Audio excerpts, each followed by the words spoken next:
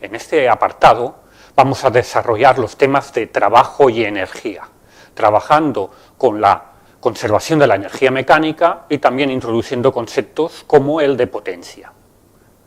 Lo iniciamos con un recordatorio de los conceptos más importantes.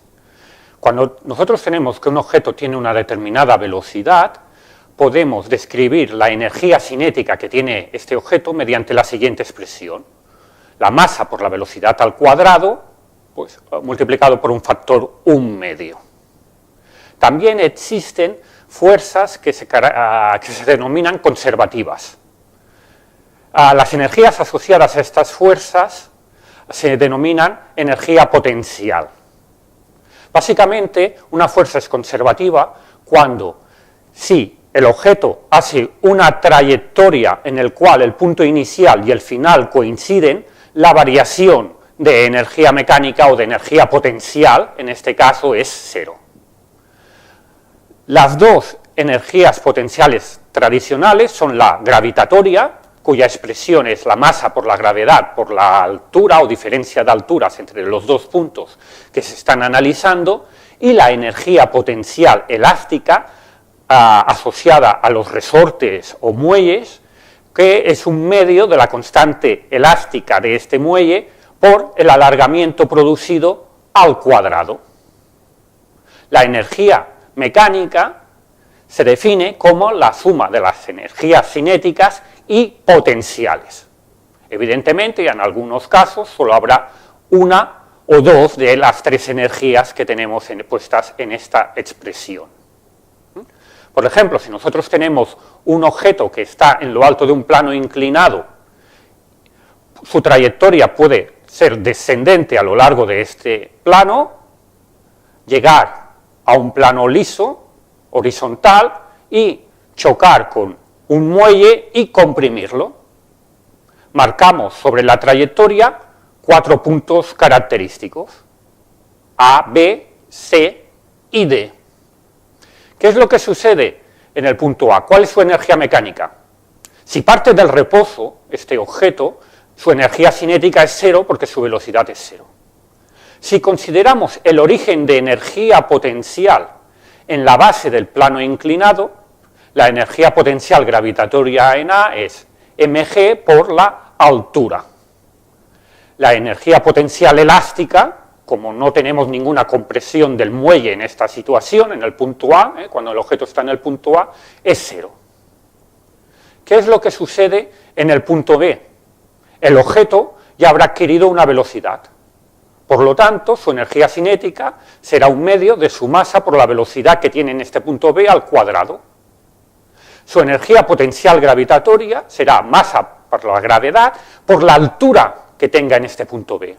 Y la energía potencial elástica continúa siendo 0. ¿Qué sucede en el punto C? Tenemos una energía cinética asociada a la velocidad en el punto C, la energía potencial gravitatoria ya es 0, porque hemos definido el origen de energía potencial gravitatoria, en este caso, dijéramos, en el plano basal del plano inclinado, y la energía potencial elástica es 0, porque es el punto de contacto entre el objeto y el muelle, es decir, todavía no está comprimido. En el punto D, lo que sucede es que el muelle se ha comprimido y consideramos que es el punto en el cual se ha conseguido frenar el objeto.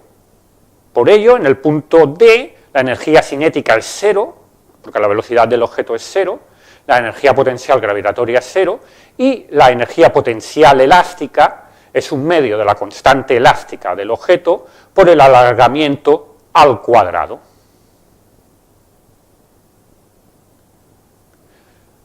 Es importante recordar que si las fuerzas son conservativas, se conserva la energía mecánica.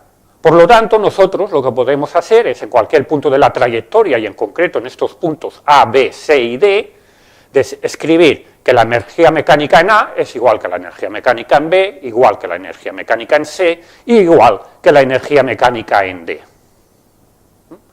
Evidentemente, no todas las fuerzas son conservativas, como la gravitatoria o la de carácter elástico. Existen fuerzas no conservativas, Un ejemplo sería la fuerza de fricción. ¿De acuerdo? La fuerza de fricción siempre se opone al movimiento relativo. Por ello, el trabajo que está relacionado con esta fuerza de fricción, en el fondo siempre es negativo. ¿Por qué?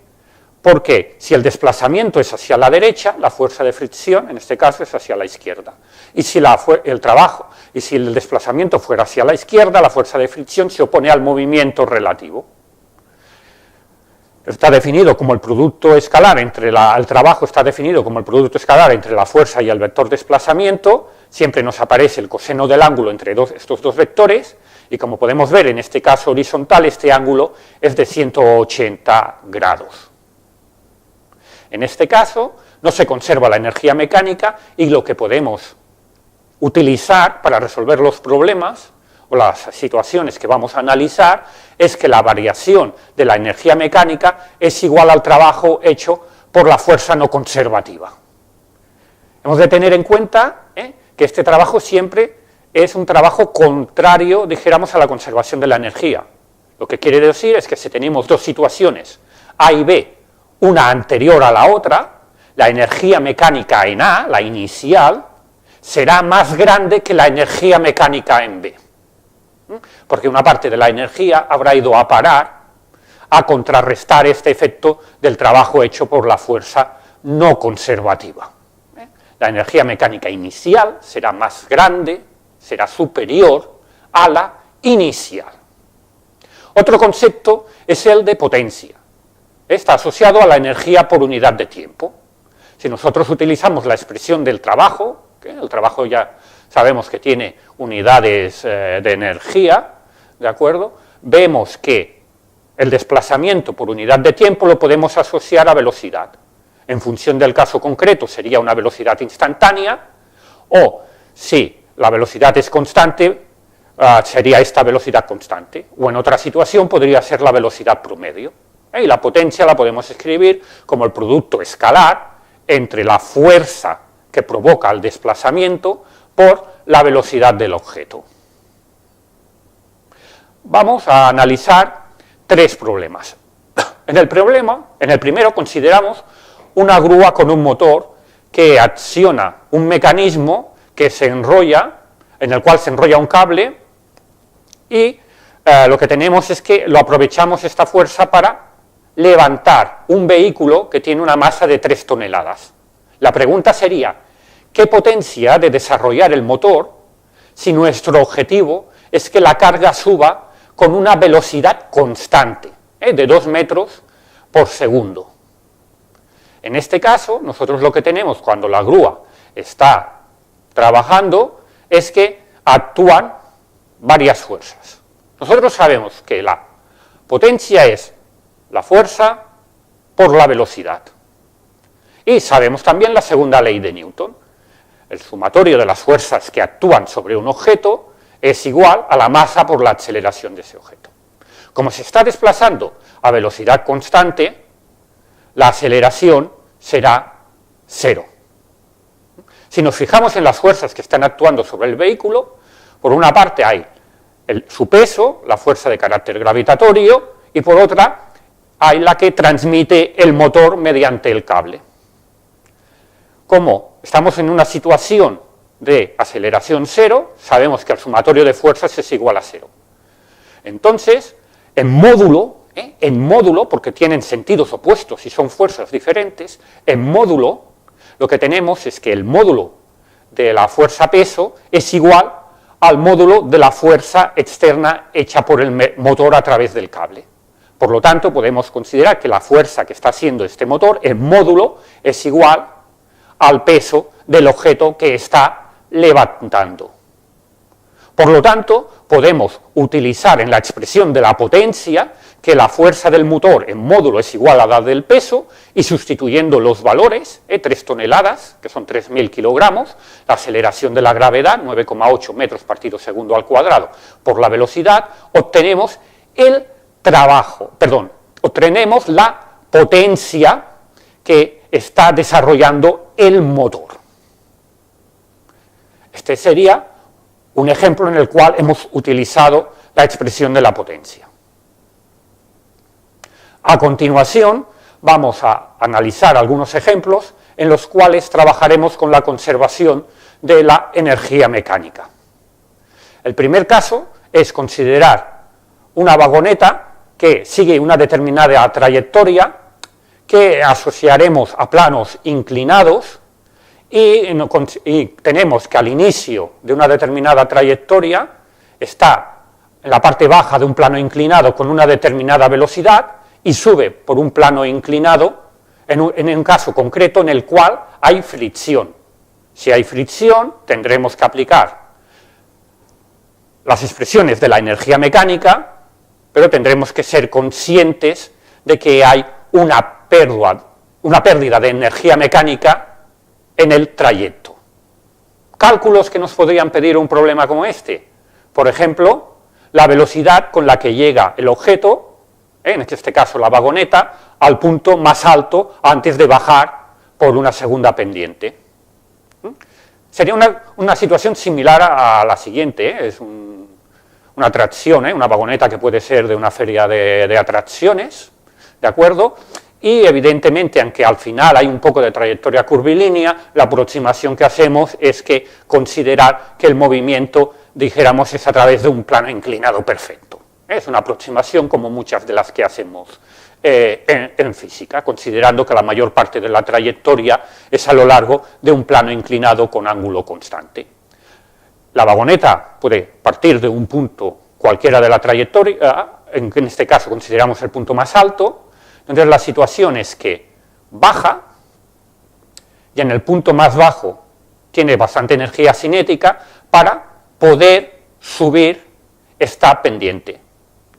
Lo que hacemos en este problema en concreto es analizar lo que sucede en esta región, en esta zona, en esta parte de la trayectoria. Nos piden la velocidad que lleva antes de bajar por la segunda pendiente. Esta es la zona a analizar. La distancia que recorre, el enunciado nos dice que son 30 metros. La velocidad inicial también nos la dan. La altura inicial, nosotros hemos de definir un origen de energía potencial gravitatoria. Normalmente, no tendríamos por qué hacerlo así, pero normalmente cogemos el punto más bajo de la trayectoria. Y lo que nos pedirían sería la velocidad en el punto más alto de esta trayectoria, cuando llegara el objeto a la parte superior del plano inclinado. Evidentemente, nosotros lo que tenemos es que, como hay una fuerza de fricción, que lo vemos o que lo sabemos porque hay un coeficiente de fricción, el enunciado del problema nos da que hay un coeficiente de fricción, lo que sabemos es que la energía mecánica no se conserva. Y que, por lo tanto, la variación de la energía mecánica es igual al trabajo hecho por la fuerza no conservativa, que es la fuerza de fricción. ¿De acuerdo? La variación de la energía mecánica sería igual a la suma de la variación de la energía cinética más la variación de la energía potencial. La energía cinética final, pues es un medio de la masa de la vagoneta por la velocidad de esta vagoneta en el punto B, en el punto más alto del plano inclinado, menos un medio de la masa por la velocidad que tenía en el punto más bajo, que es un dato del problema. La energía potencial o la variación de energía potencial es la energía potencial final, que es la que tiene en este punto, en la altura en el punto B, menos la que tiene la altura que tiene en el punto A, que nosotros hemos considerado que sea igual a 0. Sabemos que la expresión del trabajo hecho por la fuerza no conservativa, que es la fuerza de fricción, es el producto escalar, dijéramos, de la fuerza de fricción con el vector desplazamiento. El módulo es el producto de los del módulo de los dos vectores por el coseno del ángulo que forman entre estos dos vectores. En este caso, pensad que estamos en un plano inclinado. Mientras el objeto va subiendo, tenemos que el desplazamiento es hacia arriba en el plano inclinado, pero la fuerza de fricción es de sentido contrario. Por lo tanto, el ángulo que hay entre los dos vectores es de 180 grados. Si, como he dicho anteriormente, cogemos en el punto más bajo del plano inclinado el origen de energía potencial gravitatoria, tenemos que el término mg h sub a es igual a 0, porque la altura la hemos definido como 0 justamente en este punto. Por lo tanto, la variación de la energía mecánica, que es igual al trabajo hecho por la fuerza no conservativa, la de fricción, la podemos expresar de esta manera. La variación de la energía cinética más la variación de la energía potencial es igual al trabajo hecho por la fuerza no conservativa. ¿Cuál es la fuerza de fricción? Por definición sabemos que es el coeficiente de fricción, que en este caso, como está en movimiento el objeto, hemos de considerar que el coeficiente de fricción que nos proporciona el enunciado es el coeficiente de fricción dinámico por la normal. Por lo tanto, en un punto de la trayectoria sobre el plano inclinado, lo que debemos hacer es dibujar qué fuerzas están actuando. Las fuerzas que actúan sobre el objeto, sobre la vagoneta, el peso, la normal y la fuerza de fricción. Si nosotros queremos analizar desde el punto de vista de fuerzas, las fuerzas que actúan sobre la vagoneta, normalmente ya sabéis que lo que hacemos es coger dos ejes, uno en la dirección definida por el plano inclinado y otra en la dirección perpendicular. De tal manera que la normal y la fuerza de fricción ya están a lo largo de uno de estos dos ejes y lo que podemos hacer es descomponer la otra fuerza, que es la del peso, en dos componentes. Una a lo largo del eje que denominamos X, que es el de plano inclinado, y otro a lo largo del eje Y. Entonces tenemos que lo que sucede es que en el eje vertical, que no hay desplazamiento en el eje normal del objeto, las fuerzas que actúan en módulo hacia las Y positivas y hacia las Y negativas han de ser iguales, entonces en módulo la fuerza normal ha de ser igual a la componente Y del peso. Por trigonometría podemos ver que la componente Y del peso es el peso por el coseno del ángulo del plano inclinado.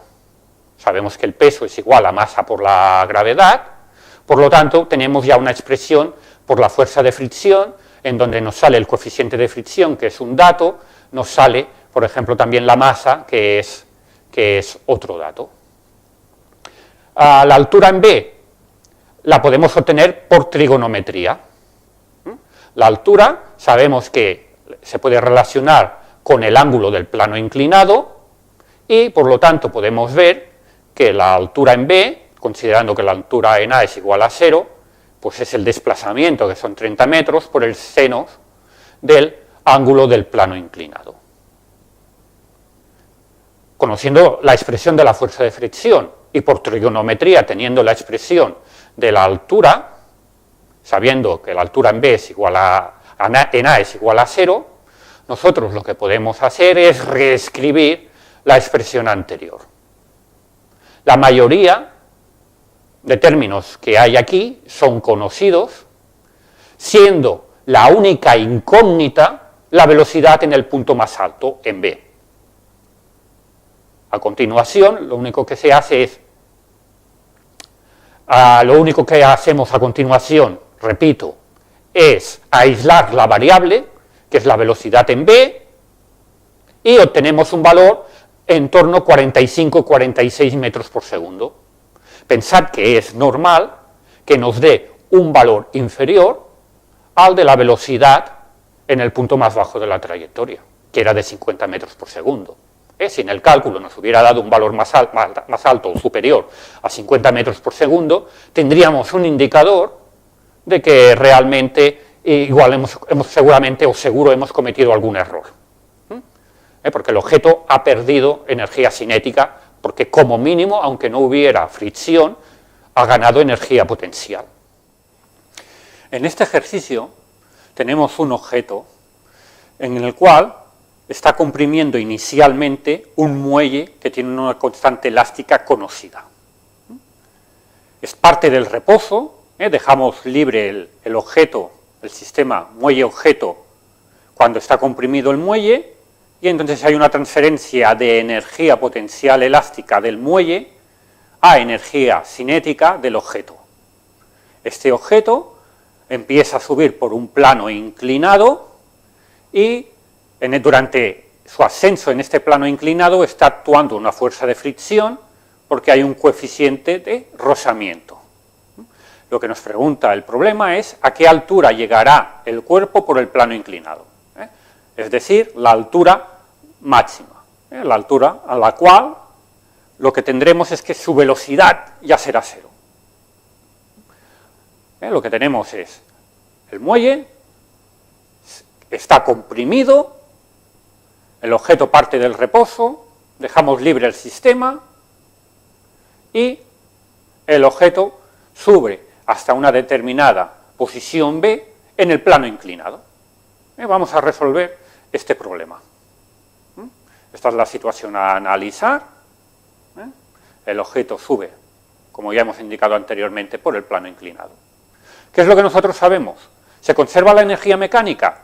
No, porque hay una fuerza no conservativa, que es la fuerza de fricción que actúa en el plano inclinado. Entonces, la variación de la energía mecánica es igual al trabajo realizado por la fuerza no conservativa, que es la de fricción.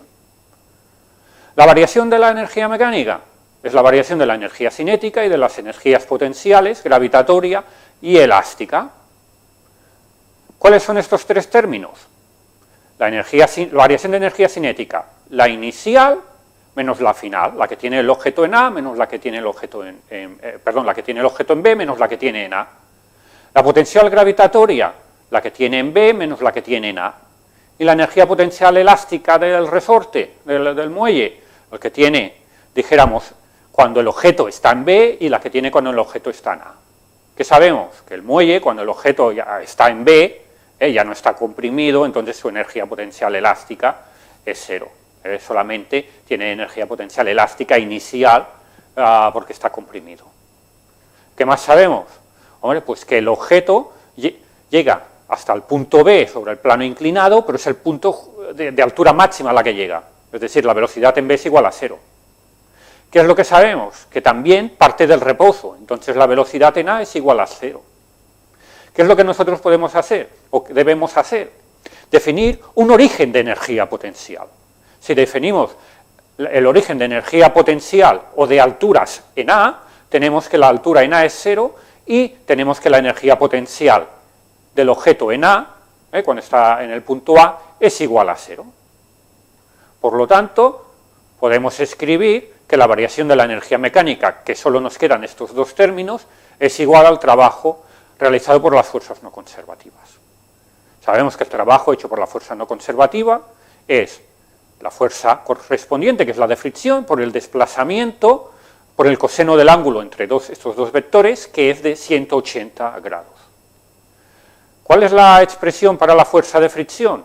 El coeficiente de fricción, que es el dinámico, por la normal. Vamos a hacer el análisis de fuerzas para ver a qué corresponde la normal.